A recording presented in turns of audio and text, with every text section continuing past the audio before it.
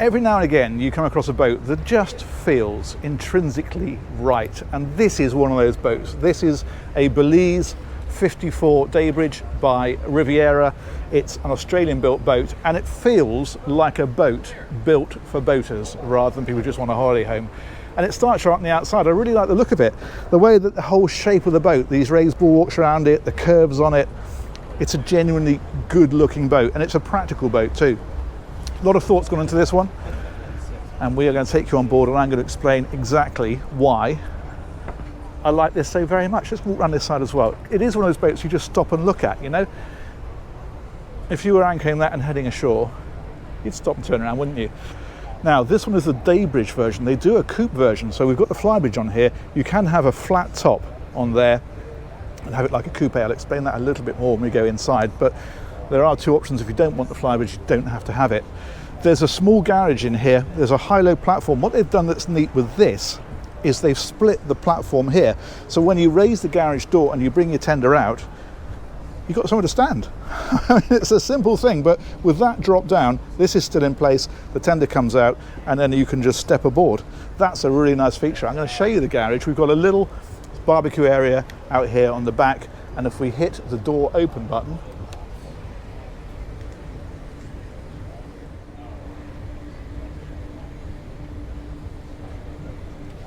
there we go. And there it is. You can tell we're at a boat show. It's absolutely chock full of water. That'll be gone by the end of the show. But as I say, this platform drops as well, which allows the boat to go in and out. It'll take about a 3.1 metre rib in there. But yeah, it's a very useful feature. Just gets the tender completely in and out of the way. Let's drop that back down.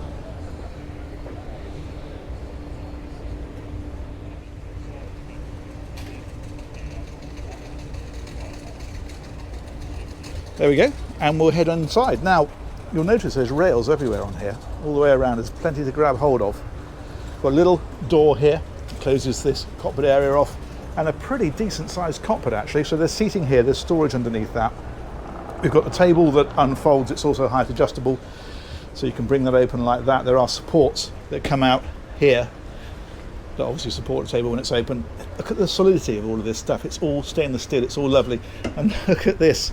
It's just a nice, simple manual ratchet to run that up and down. It's the sort of stuff that just keeps working forever. More practical details over here. You've got the IPS controller for a start. For when you're stern to berthing, you can stand there and control the boat. But this is the battery management panel. So your main isolators are here. Your circuit breakers for all the main stuff's here as well. But also manual backup bilge pump is here. It's got electric pumps, of course. That's a manual backup. It's got automatic fire extinguishers for the engine room. That's a manual pull for it, so if you ever needed to set it off manually, you could do. So all your safety kit right there, ready to go. Nice little bar area here. These stools just swing out when you want to use them. They've also put in here ice maker. Oh. Someone's feeling horny. And there's a bin in there as well, and that you then empty just by opening that one there. We swing on round, there's a big fridge over on this side, like a drawer fridge. Steps up to the Flybridge. We'll have a look up there, of course, in a little while. If you go for the coupe version, then clearly you don't get those. Here, we've got sliding opening door. We've also got a lift door on this side. It's a manual lift. It's just, again, dead simple, never going to go wrong. And look at the thickness of this, the strength that's in here. Just feels super, super solid. And it opens this whole area right out, of course. Now we head in here. This has got the walnut finish. It's a satin walnut. They will do a high gloss if you want it. The satin, I have to say, does look very nice. I think it suits the boat. TV rises up from there, so you can sit here, put your drinks on here, watch your telly here. Lovely. This table will fold, so if you want a bit more room to get around, you can do. If you want a bit bigger for dining, well, then you open it out. There is storage everywhere for all the stuff that comes with it, which includes things like the toaster and the kettle and the sandwich maker. And that is, where did I see that? Tucked away in there. It's for your paninis. There we go. So everything's got its place. The galley itself is over on this side. So over here we have got a lot of storage about the place like this, and in fact these are all shaped for your crockery so that stuff doesn't get rattled around when you're out at sea. all very nice. Down here, you've got your fridge, you've got your cooker, this is all Miele cooking equipment, and you've got a dishwasher. It'll sing us the song of its people. There we are. That one there is more refrigeration. In fact, I think I'm going to say that that is the fridge, and that is probably the freezer over there. I think I'm misleading you slightly, but yeah, plenty of cold storage, that's for sure. If we move on a little bit further, one thing to mention actually in here is this floor. It's a teak floor. I don't know how you can see it, but I can certainly demonstrate it like this. You hear that? That is non-slip, and quite often with these floors in boats, you do find, especially in socks, it's like a skating rink. Not on this. That is very, very grippy, and they do it by putting sand into it when they varnish it. Feels nice to walk on, but most importantly, it's very safe. Again, you've got loads of storage about the place. That's for your glasses. And again, you're seeing these stainless steel rails everywhere, all the way around. And this is actually like an oval section. It's not round. It's sort of flattened, which feels really good under your hand. Up here, helm position, really good helm seat. You've got the, the helm, obviously. Just here, we've got the twin Garmin screens. We've got the rev counters. This is the IPS controller, but it will also steer the boat. So when you're running at speed, you can sit there, sit back, have your hand on there, and actually steer the boat rather than using the wheel, which is brilliant. And you've got space for 3 people to sit alongside you. And I love this little nook they've put here as well. Just makes that, when you're stationary, a nice little area you can tuck yourself away if you want to. I think that's brilliant. We've got a little skylight overhead for a bit of air through here. But if you go for the coupe version, this is a sliding roof that comes back, and you have big skylights in the ceiling here, so you get a lot more light into here. Obviously you can't do that with the Flybridge because, well, you've got a Flybridge up there. But yeah, those are your choices. If you go for the coupe, you do get a lot more light into here and a lot more air. Having said that, you've got big opening window on that side and another one over here. Let's head on down to the lower deck. Love the way this sort of sweeps around at an angle. Think that works really well. And I like the finishings down here as well. It's kept it nice and light. So you've got these doors like this, but they've got these feature panels on that just sort of breaks up the wood a little bit. If we put a light on here, it'll brighten that up. There we go. Let's head forward first of all. So this is the VIP guest cabin. Very nice size, very nicely done. They've not gone too heavy on the wood. You can see, obviously, you've got it here, but then a lot of cream feature panels everywhere, so it just keeps it nice and bright. We've got big wardrobes about the place, like this.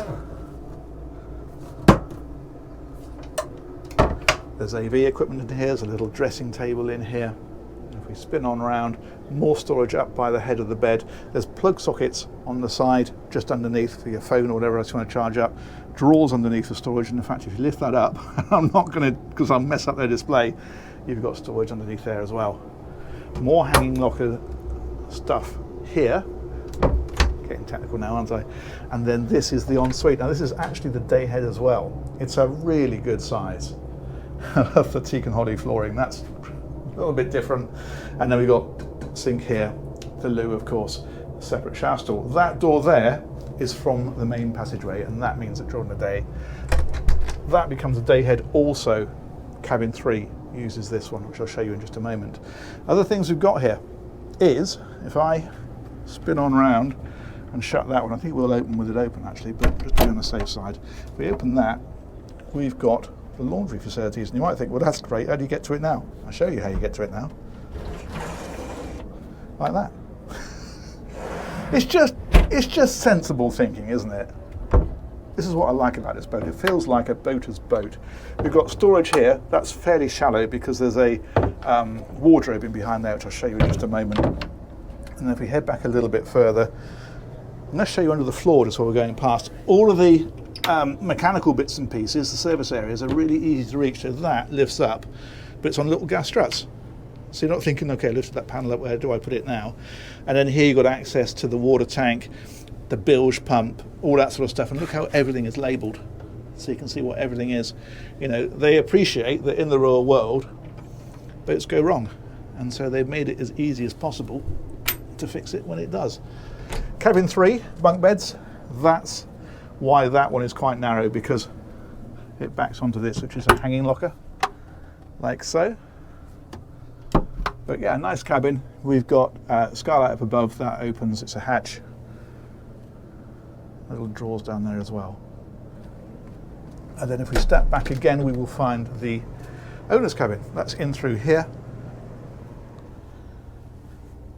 And that's a great size. Now what they've done with this, you can argue there's a degree of compromise because this is the floor of the saloon, and when you come around on this side you lose headroom a bit. I mean, there's masses of headroom here and around the foot of the bed. It just drops a bit over there. And you might think, well, okay, I'd rather have headroom there.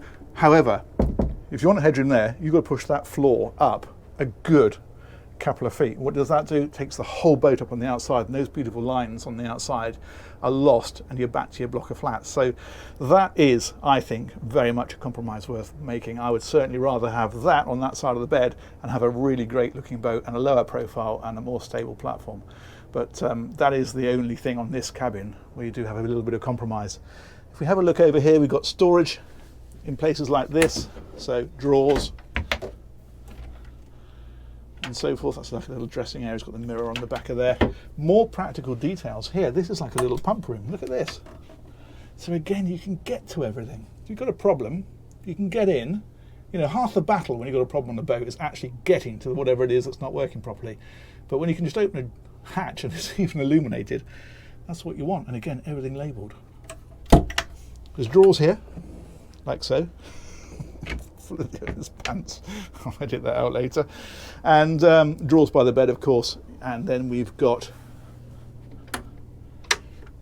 more storage here. Another thing I saw, actually, let me see if I can find it for you. Yeah, here we go. Hanging lockers are in here like this. You've got the rail back there. That's fine. You can hook things on there and take them out. It's not a problem. But look at this. You can just bring it out. Just makes it that little bit easier. It's a tiny detail. They're all tiny details, but they all add up to making a much nicer boat to use. And I go right back to what I said right at the beginning. It feels like a boater's boat. This is the ensuite. It's got a pocket door, so that disappears into the bulkhead like so. And this is a really nice size. We've got the shower in here. We've got the loo in here. And of course, they've made sure there's plenty of headroom because we're back underneath the helm position here. So they can do that. Look at the size of the window in here as well. That's very nice. There's a blind, of course, to come down over this. Let's see if I can find it. It's there, I don't want to pull it. I'm not quite sure how that works. Opening window, that's what that circular section is. And again, with the bits of storage about the place, even a heated towel rail. So that there is that cabin. I think it's a nice cabin. There's another hanging locker somewhere. Where did I see it? Here we go. There's one in here, and this does the same thing. If I don't want to knock everything flying here, but you get the idea. This slides out in exactly the same way as the other one did. Everything feels solid as well. Brilliant. Okay, let's press on a bit further. Plenty more to see. That's the doorway back into that heads that we saw first of all. So that makes that a day heads. And of course it means at night. For cabin 3, it's right across the passageway. That we've looked at. Yep, I think we're golden. Let's come back up here.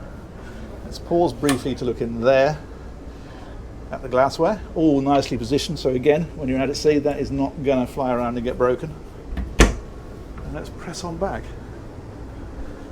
So what we're going to do now is take a wander around the outside.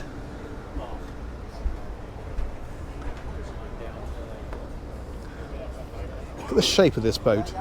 It's a great looking boat. Love all these mouldings, the way they come in like this. It's a decent side deck. And again, these rails, I don't know how this will pick it up, but these are like an oval section rail. It's what you get on super yachts, not on this size of the boat. Normally these are just circular, but not on here. And then the hatches as well, all stainless steel framed, really nice. Big non-slip on here, again super practical. Sunbeds on here with backrests that will lift up, big windscreens, big pantograph wipers. It is a boat designed to be used, isn't it? Then we come right up to the front and we have the anchor winch, and the anchor therefore, I'm going to guess, must be poking out the front. And indeed it is. There we go. Fantastic. Okay, let's come back down this side We've got the Flybridge to look at, we've got the engine space to look at. No crew cabin on this one, it is very much an owner-operator type of boat. There we go, Riviera Belize. Okay, see, rails everywhere where you want them.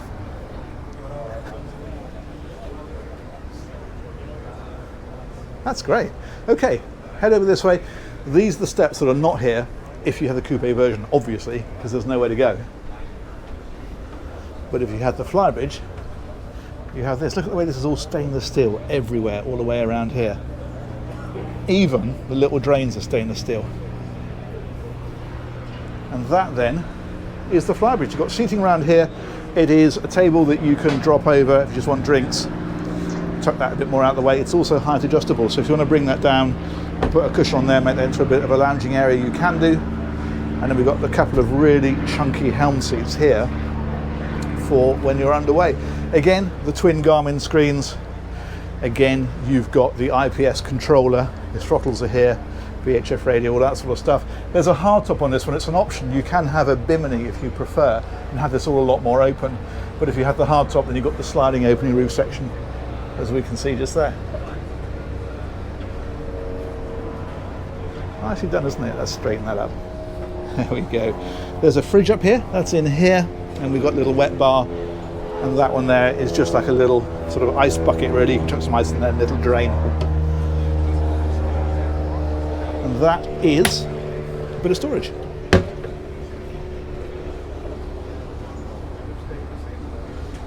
It's got a real sort of, it's not a sports fisher, but it's got that kind of sports fisher vibe, hasn't it? I think it has. I think it's great. Right, let's press on back. More to see. Again, all stainless steel rimmed. Very nice.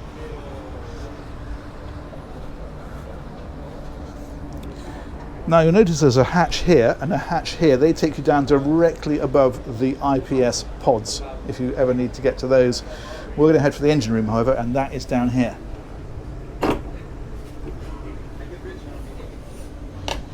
There we go. Right. Let's go have a look.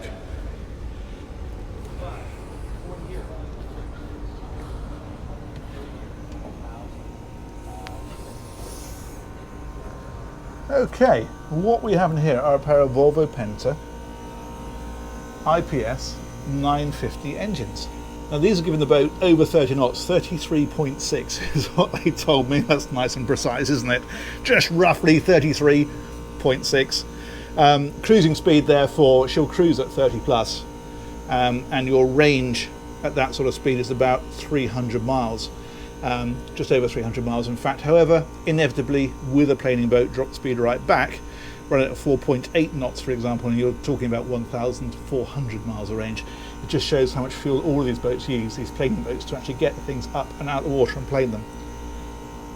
There's 725 horsepower each, and you can see how they position these engines well forward for weight distribution. The pods are right back there. You can see there's a shaft that runs back to them, whereas normally with pods the engines are positioned right almost on top of the pods, just forward of them. But this, they brought the whole weight of the engine up more towards the centre of the boat. Fire suppression here, and this is the tender garage that we saw from the outside. And you can see the hatch up there. That's what I was pointing at, that would drop you down directly over these pods. So there's one there and there's one over on that side.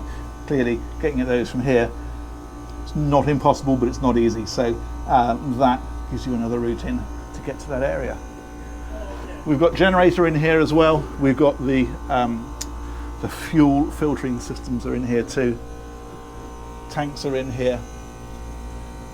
All the usual stuff you'd expect, air conditioning units and so on.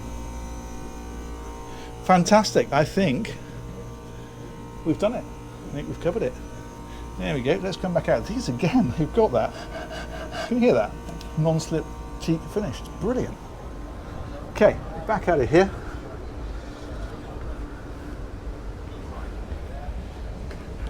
IPS docking station for the back of the boat. I think I pointed that out already. I'm sure I did. Let's close that one back up. And I think we'll finish up at that rather commanding helm position. There we go. I'm going to sit here.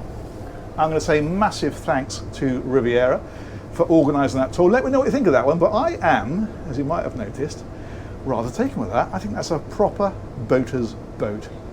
You probably could find a 55-footer with more space. Whether you'd find with more style, I don't know. I think this is a really cool machine. As ever, let me know what you think in the comments. And as ever, we'll catch you on another one of these real soon. Take care. Bye-bye.